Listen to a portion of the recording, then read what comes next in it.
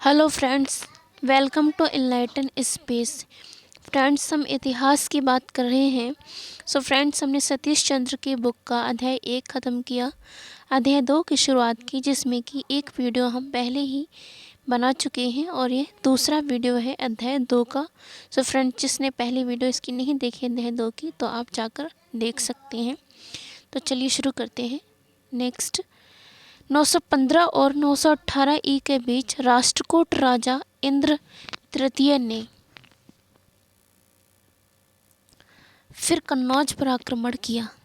फिर से कन्नौज पर आक्रमण किया और नगर को तबाह करके रख दिया। इससे प्रतिहार साम्राज्य कमज़ोर हुआ और संभवतः गुजरात राष्ट्रकूटों के हाथ में चला गया, यानी गुजरात के हाथों चला गया, क्योंकि अल मसूदी का कथन है कि समुद्र तक प्रतिहार साम्राज्य की पहुंच नहीं थी। गुजरात विदेश व्यापार का गढ़ और उत्तर भारतीय वस्तुओं को पश्चिम एशिया के देशों में भेजने वाला प्रमुख केंद्र था। यानी उस समय विदेश व्यापार और उत्तर भारतीय वस्तुओं को पश्चिम एशिया के देशों में भेजने वाला मुख्य केंद्र था गुजरात। इसलिए उसकी हानि से प्रतिहारों को एक और धक्का लगा। 963 ईस्वी के आसपास एक और राष्ट्रकूट राजा तृतीय ने, यानी दूसरी बार, उत्तर भारत पर आक्रमण करके प्रतिहार राजा को हराया।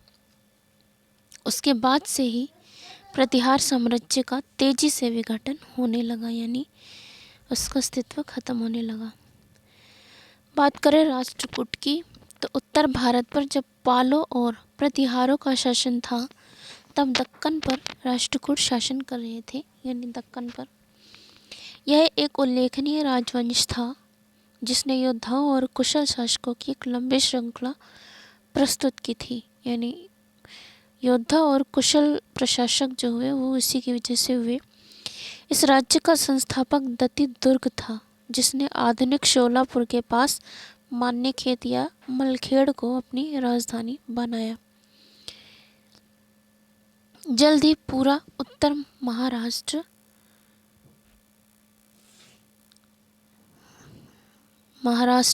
राष्ट्रकूटों के अधीन आ गया। जैसा कि हमने बताया है कि गुजरात और मालवा पर वर्चस्व के लिए राष्ट्रकूटों ने प्रतिहारों से भी लोहा लिया। हालांकि उनके हमलों के कारण राष्ट्रकूट साम्राज्य का गंगा की वादी तक प्रसार नहीं हो पाया, पर उन्हें लूट में भारी दौलत मिली और राष्ट्रकूटों की प्रसिद्धि बढ़ी।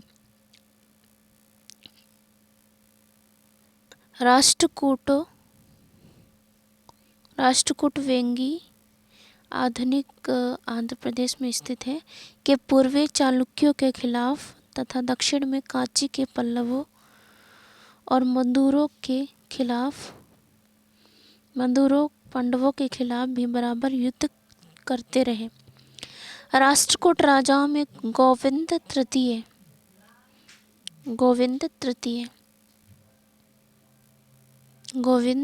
तृतीय और अमोघ वर्ष संभवतः सबसे महान थे। यानी राष्ट्रकूट राजाओं में बात करें तो गोविंद तृतीय और अमोघ वर्ष सबसे महान थे।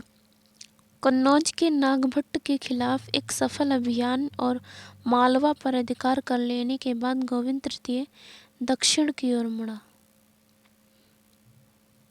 शिलालेख हमें बताते हैं कि गोविंद ने केरल, पांडव और चोल राजाओं को भयभीत कर दिया था। पल्लवों का तो विनाशी हो गया था। गंग, जो शुद्धता के कारण असंतोष का पात्र था, जंजीरों में जकड़ा गया और मृत्यु को प्राप्त हुआ। लंका के राजा और उसके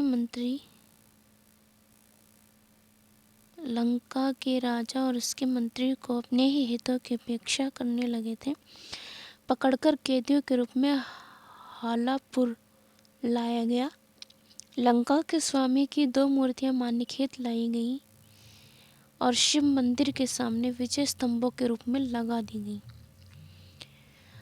अमोघ वर्ष ने 64 वर्ष तक राज्य किया, पर उसका स्वभाव ऐसा ही था, यानी बदला नहीं था। वह युद्ध पर धर्म और साहित्य को वरीयता देता था। वह स्वयं एक लेखक था और कन्नड़ में काव्यशास्त्र पर पहली पुस्तक लिखने का श्रेय उसे ही जाता है।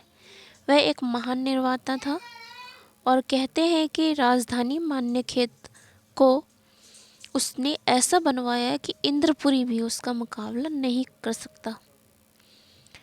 अमोघ वर्ष काल में दूर तक फैले राष्ट्रकूट साम्राज्य में अनेक विद्रोह हुए। उनको मुश्किल से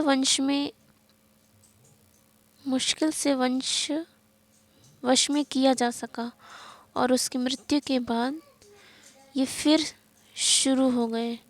साम्राज्य की पुनर्स्थापना उसके पोते इंद्र तृतीय ने की। 915 में महिपाल की पराजय और कन्नौज की लूट के बाद इंद्र तृतीय अपने समय का सबसे शक्तिशाली राजा बन बैठा। उन दिनों भारत की यात्रा पर आए अल मसूदी के अनुसार राष्ट्रकूट राजा बल्लर या बल्लभराज भारत का सबसे बड़ा राजा था। बल्लर या बल्लभराज भारत का सबसे बड़ा राजा था और अधिकांश भारतीय राजा उसकी अधिराजी को स्वीकार करते थे और उसके राजदूतों को सम्मान करते थे। उसके पास बहुत बड़ी सेना थी और अनगिनत हाथी भी थे। कृष्ण तृतीय प्रतिभाशाली शासकों की एक श्रृंखला में अंतिम था, यानी उनमें से अंतिम था। मालवा के परमारों और वेंगी के पूर्वी चालुक्यों के साथ वह युद्धरत रहा। उसने तंजावुर के चोल शासकों के खिलाफ भी अभियान छेड़ा, जिन्होंने कांची के पल्लवों को विस्थापित किया था। कृष्ण तृतीय ने चोल राजा परंटक प्रथम को 949 में हराया और चोल साम्राज्य के उत्तरी भाग पर अधिकार कर लिया। फिर वह रामेश्वरम की तरफ बढ़ा, जहां उसने एक विजय स्तंभ और एक मंदिर बनवाया। उसकी मृत्यु के बाद उसके सभी विरोधी उसके उत्तराधिकारी के खिलाफ एकजुट हो गए। राष्ट्रकूट राजधानी मलखेड़ को 972 में लूटकर जला दिया गया। इस तरह राष्ट्रकूट साम्राज्य का अंत हुआ। दक्कन में राष्ट्रकूट शासन लगभग 200 वर्षों तक, यानी कि 10वीं सदी के अंत तक जारी रहा। धार्मिक दृष्टिकोण से राष्ट्रकूट राजा सहिष्णु थे, यानी दयावान थे, तथा वे केवल शैव और वैष्णव ही नहीं, जैन मत के भी संरक्षक थे। एलोरा में चट्टान काटकर बनाया गया सुप्रसिद्ध शिव मंदिर राष्ट्रकूट राजा के प्रथम द्वारा राष्ट्रकूट राजा कृष्ण प्रथम के द्वारा 9वीं सदी में बनवाया गया। यानी शिव मंदिर जो एलोरा की चट्टान को काटकर बनवाया गया था, वह 9वीं सदी में बना था, जो कि कृष्ण प्रथम ने बनवाया था। कहते हैं कि उसका उत्तराधिकारी अमोघ वर्ष जैन था, लेकिन वह दूसरे धर्मों को भी संरक्षण देता था, उनको रखता था। राष्ट्रकूटों ने मुस्लिम व्यापारियों को अपने राज्य में बसने और इस्लाम का प्रचार करने की अनुमति दी। यानी राष्ट्रकूटों ने मुस्लिम व्यापारी जो थे उनको अपने राज्य में बसाया तथा इस्लाम का प्रचार करने भी दिया। कहते हैं कि मुसलमानों के अपने मुखिया थे और राष्ट्रकूट साम्राज्य के अनेक तटीय नगरों में नमाज के लिए उनकी बड़ी बड़ी मस्जिद भी थी। सहिष्णुता की इस नीति ने विदेशी व्यापार को बढ़ावा दिया, जिससे राष्ट्रकूटों की समृद्धि बढ़ी। राष्ट्रकूट शासक कला और साहित्य के महान संरक्षक थे। उनके दरबारों में हमें संस्कृत के विद्वान ही नहीं, ऐसे कवि और अन्य लोग भी दिखाई देते हैं जो प्राकृत और अपभ्रंश में लिखते थे, यानी दो भाषाओं में, प्राकृत और अपभ्रंश जो भाषा शैली है उसमें लिखते थे। यही तथाकथित भ्रष्ट भाषाएं थीं जो आधुनिक भारत के विभिन्न भाषाओं की स्रोत थी, यानी जो आधुनिक भारत के जो विभिन्न भाषाएं हैं उनका बेस थी, सोर्स थी। महान अपभ्रंश कवि स्वयंभू और उनका पुत्र, यानी अपभ्रंश कवि स्वयंभू और उनका पुत्र संभवतः राष्ट्रकूट दरबार के ही संबंधित थे, यानी राष्ट्रकूट के दरबार में ही थे। राजनीतिक विचार और संगठन। इन साम्राज्यों की प्रशासन की व्यवस्था उत्तर में गुप्त साम्राज्य और हर्ष के राज्य और दक्कन में चालुक्यों के आचार विचार पर आधारित थी। शासक पहले की ही तरह सभी मामलों का केंद्र था। वह प्रशासन का प्रमुख भी था और सशस्त्र बलों का प्रमुख सेनापति भी। वह एक शानदार दरबार लगाता था। पैदल और घुड़सवार सेना को दालान में रखता जाता था। युद्ध में पकड़े गए हाथियों और घोड़ों को उसके सामने पेश किया जाता था। राजकीय सहायक सदा उसकी सेवा में तैनात रहते थे। सामंतों, मातहत सरदारों और राजदूतों के आने जाने को वे ही नियंत्रित करते थे तथा उन उच्च अधिकारियों पर नज़र भी रखते थे जो नियमित रूप से राजा की सेवा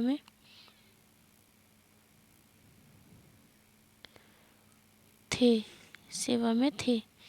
राजा ही न्याय भी करता था। दरबार राजनीतिक मामलों में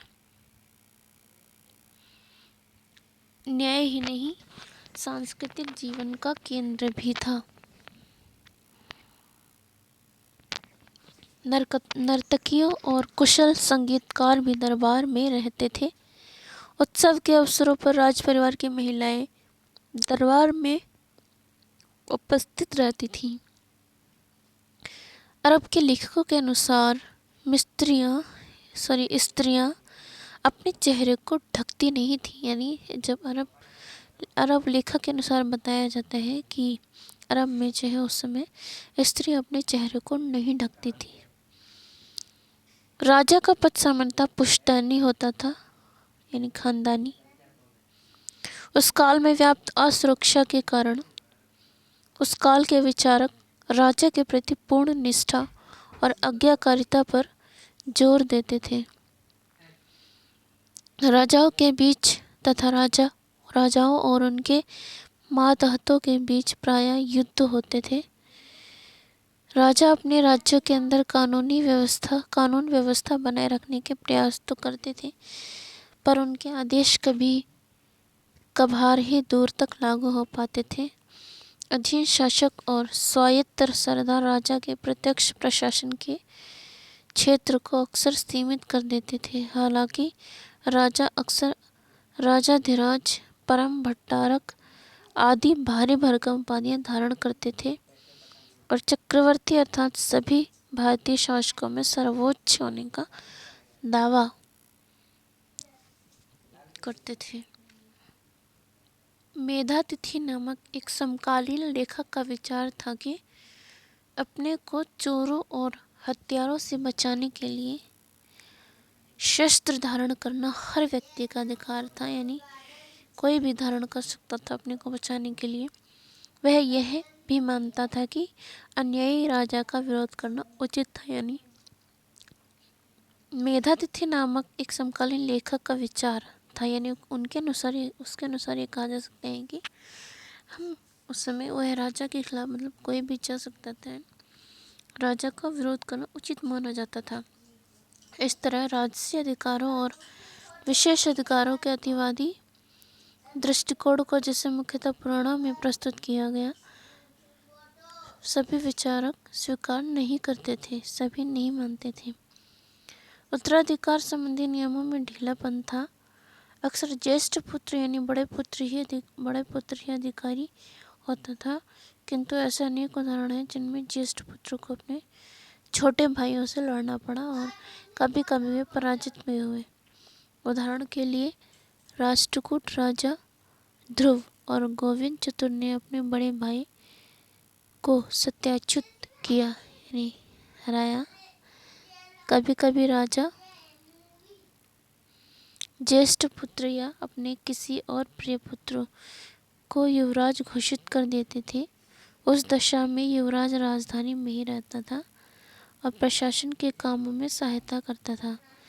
कनिष्ठ पुत्रों को कभी कभी प्रांतों के अधिपति बना दिया जाता था।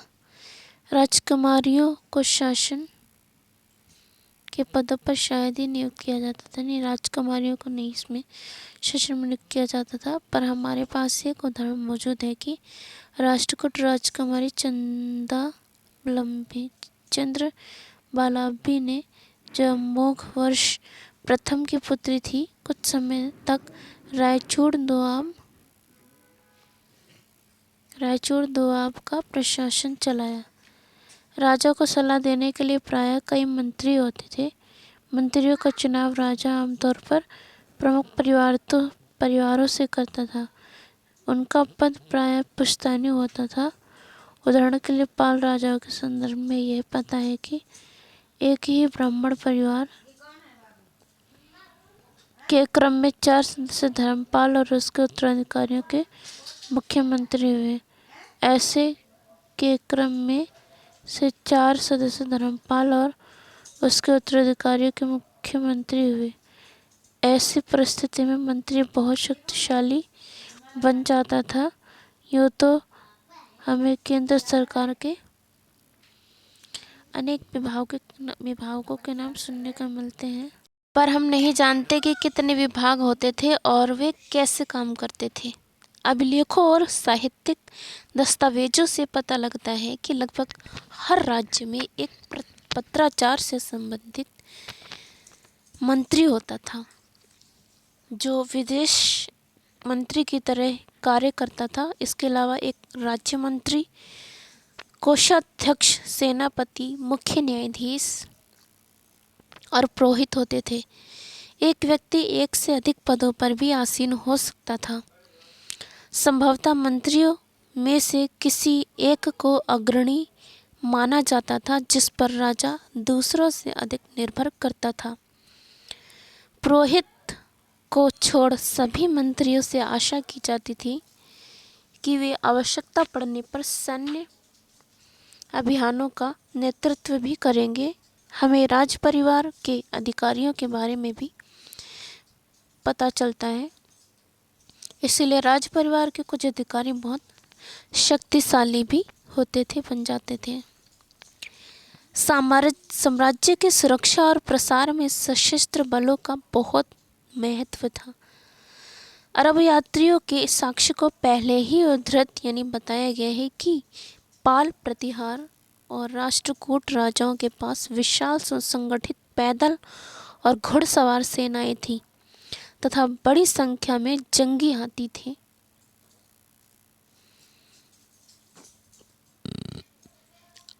हाथियों को शक्ति का आधार मानकर उन्हें बहुत महत्व दिया जाता था। हाथियों की सबसे बड़ी संख्या पाल राजाओं के पास थी। राष्ट्रकूट और प्रतिहार राजा दोनों ही समुद्र के रास्ते अरब और पश्चिम एशिया से तथा स्थल के रास्ते खुरासान यानी पूर्वी फारस कह सकते हैं और मध्य एशिया से बड़ी संख्या में घोड़ों का आयात करते थे यानी मंगाया जाता था। माना जाता है कि प्रतिहार राजाओं के पास देश भर में सबसे अच्छी घुड़सवार सेना थी। युद्ध के रथों का कोई हवाला नहीं मिलता, जिनका प्रचलन समाप्त हो चुका था। कुछ राजाओं, खासकर राष्ट्रकूटों के पास किले बड़ी संख्या में थे। उनमें विशेष दस्ते तैनात रहते थे और उनके अपने अलग कमांडर होते थे। पैदल सेना में नियमित और अनियमित सैनिक होते थे तथा मातहत राजाओं के भर्ती किए हुए अस्थायी सैनिक भी। नियमित सैनिक प्रायः पुश्तैनी होते थे तथा कभी कभी देश के विभिन्न भागों से भर्ती किए जाते थे। उदाहरण के लिए पालों की पैदल सेना में मालवा, खस यानी असम, लौट यानी दक्षिण गुजरात और कर्नाटक से आए सिपाही शामिल थे। पाल राजाओं की और संभवतः राष्ट्रकूटों की भी अपनी 9 सेनाएं थीं, लेकिन उनकी शक्ति और संगठन के बारे में हम कुछ अधिक नहीं जानते। इन साम्राज्यों में सीधे प्रशासित क्षेत्र भी थे और अधीन सरदारों द्वारा प्रशासित क्षेत्र भी थे। सरदारों के क्षेत्र, जहाँ तक अंदरूनी मामलों का सवाल है, स्वायत्त होते थे, खुद के होते थे। सरदार राजा के प्रति निष्ठा रखते थे, यानी उनका पालन, उनके नियमों को मानते थे। वे राजा को निर्धारित कर या नजराना देते थे और उसे निर्धारित संख्या में सैनिक भी प्रदान करते थे। कभी कभी विद्रोह की संभावना से बचने के लिए सरदार के एक बेटे का राजा की सेवा में रहना आवश्यक बना दिया जाता था, यानी संभावना से बचने के लिए सरदार के एक बेटे का राजा की सेवा में रहना आवश्यक था, यानी उसको भी रखा जाता था ताकि कोई दिक्कत ना हो। इन सरदारों से विशेष अवसरों पर राजा के दरबार में उपस्थित होने की और कभी कभी तो उनसे राजा या उसके किसी बेटे से अपनी एक बेटी ब्याहने की आशा की जाती थी। लेकिन ये अधीन सरदार हमेशा स्वतंत्र होने का प्रयास करते थे, यानी ये बंधन में बंधना नहीं चाहते थे, खुला रहना चाहते थे, तथा उनके और राजा के बीच प्रायः युद्ध होते रहते थे। उदाहरण के लिए राष्ट्रकूटों को वेंगी कर्नाटक के सरदारों से या प्रतिहारों को मालवा के परमार, बुंदेलखंड के चंदेलों के खिलाफ हमेशा लड़ना पड़ता था। पाल और प्रतिहार साम्राज्य में प्रत्यक्ष प्रशासित क्षेत्र भुक्ति यानी प्रांतों और मंडल या विषय या जिलों में विभाजित था। प्रांत का अधिपति उपरिक और जनपद का अधिपति विषयपति कहलाता था। उपरिक से भूराजस्व जमा करने और सेना की सहायता से कानून व्यवस्था बनाए रखने की आशा की जाती थी। विषयपति से यही कार्य अपने क्षेत्र में करने की अपेक्षा की जाती थी। इस काल में छोटे सरदारों की संख्या बढ़ी, उनको सामंत या भोगपति कहा जाता था तथा अनेक गांवों पर उनका प्रभुत्व होता था। विषयपति और छोटे सरदारों को आपस में हेरफेर होता था। विषयपति और इन छोटे सरदारों का आपस में हेरफेर होता था और आगे चलकर दोनों के लिए बिना किसी भेद के सामंत शब्द का प्रयोग किया गया।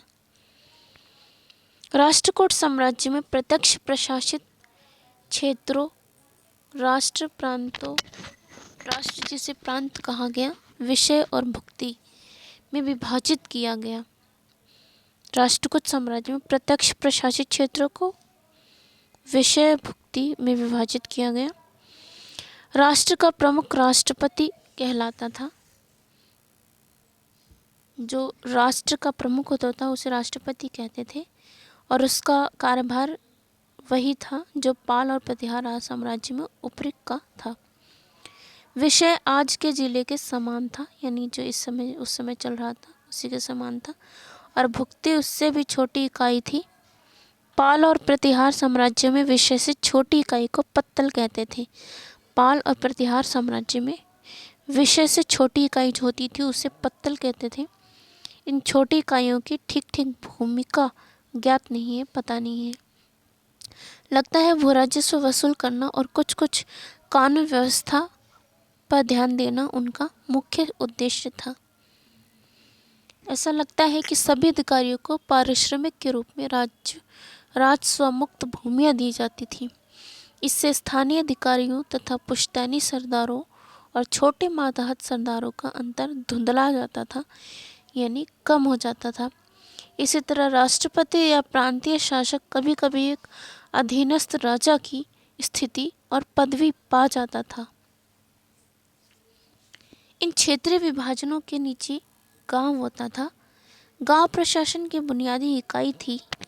गांव का प्रशासन गांव के मुखिया और लेखाकार द्वारा चलाया जाता था। ये आम तौर पर पुश्तैनी होते थे। उन्हें राजस्व मुक्त भूमि के रूप में भुगतान किया जाता था, यानी राजस्व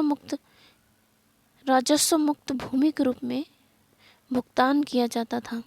अक्सर मुखिया को अपने काम में गांव के बुजुर्गों से सहायता मिलती थी, जिनको ग्राम महाजन या ग्राम महतर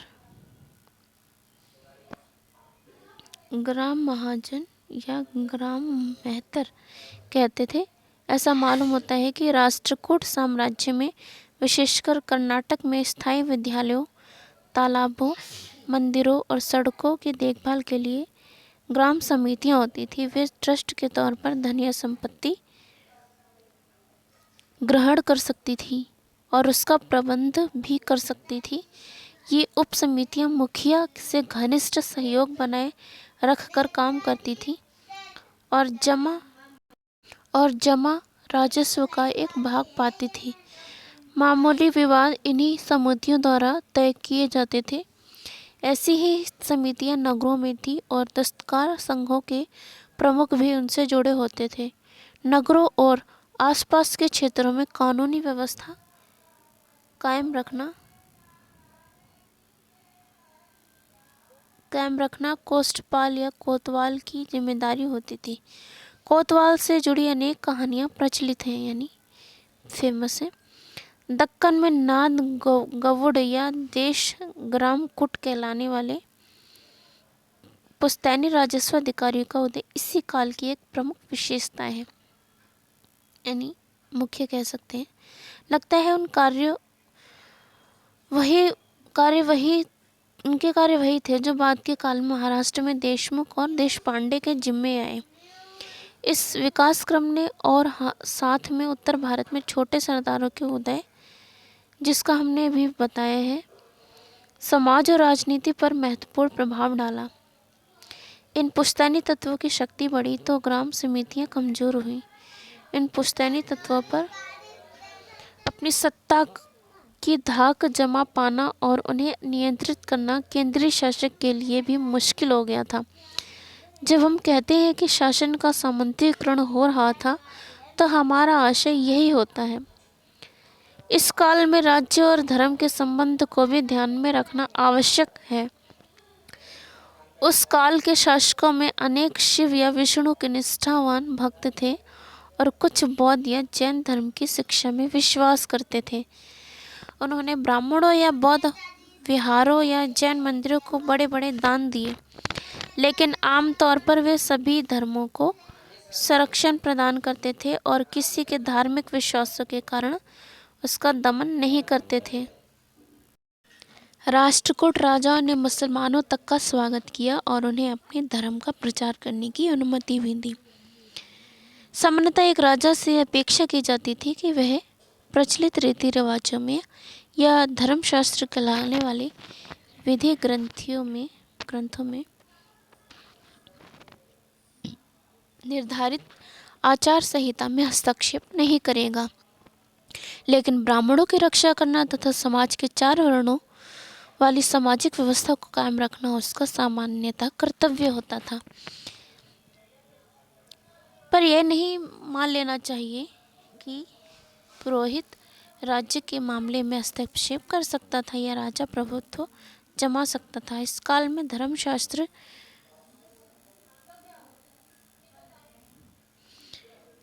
जिनका कहना था कि राजा की सत्ता का स्रोत धर्मशास्त्र, जिनमें वेद भी शामिल थे, और अर्थशास्त्र दोनों हैं, उसका सार्वजनिक कर्तव्य राजधर्म अर्थशास्त्र यानी अर्थात राजनीति के सिद्धांतों पर आधारित होता था। उसका अस्तित्व उसका वास्तव में यह अर्थ निकलता है कि राजनीति और धर्म को मूलतः अलग अलग रखा जाता था और धर्म बुनियादी तौर पर राजा का निजी कर्तव्य होता था। इस तरह राजा गण पुरोहित वर्ग के उनके द्वारा प्रतिपादित धार्मिक नियमों के अधीन नहीं होते थे। फिर भी शासकों के पद को वैधता प्रदान करने और उसे शक्ति देने के लिए धर्म का महत्व था। इसीलिए अनेक राजाओं ने प्रायः अपनी राजधानियों में मंदिर बनवाए तथा मंदिरों और ब्राह्मणों के रखरखाव भरण पोषण के लिए भारी भारी भूमि दान दिए।